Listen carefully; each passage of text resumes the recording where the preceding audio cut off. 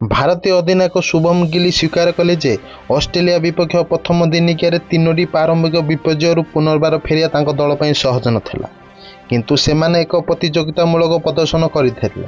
Power play ଓଭରରେ Bharat opener Rohit Sharma ଏବଂ ଗିଲ୍ ଅଭିଜ୍ଞ ବ୍ୟାଟ୍ସମ୍ୟାନ୍ ବିରାଟ କୋହଲିଙ୍କ ସହିତ ହରାଇଥିଲା।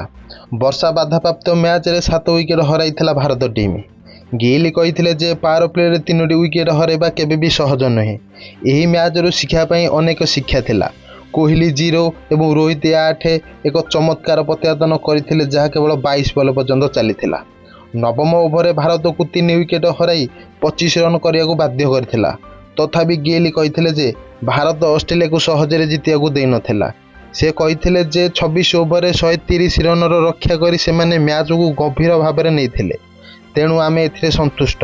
ସେ କହିଛନ୍ତି ଯେ ଷ୍ଟାଡିୟମରେ ପ୍ରଶଂସକଙ୍କ ବିପୁଳ ସମାଗମ ସୀମିତ ଓଭର ଗସ୍ତରେ ଦଳକୁ ଉତ୍ସାହିତ କରିବ। ଗିଲ୍ କହିଛନ୍ତି, ଆମେ ଭାଗ୍ୟବାନ ଯେ ଆମେ ଯେଉଁଠାରେ ଖେଳୁ ପ୍ରଶଂସକମାନେ ବହୁ ସଂଖ୍ୟାରେ ଆସନ୍ତି। ଆଶା କରୁଛି ସେମାନେ ଆଡିଲେଡରେ ମଧ୍ୟ ଆମକୁ ଉତ୍ସାହିତ କରିବେ।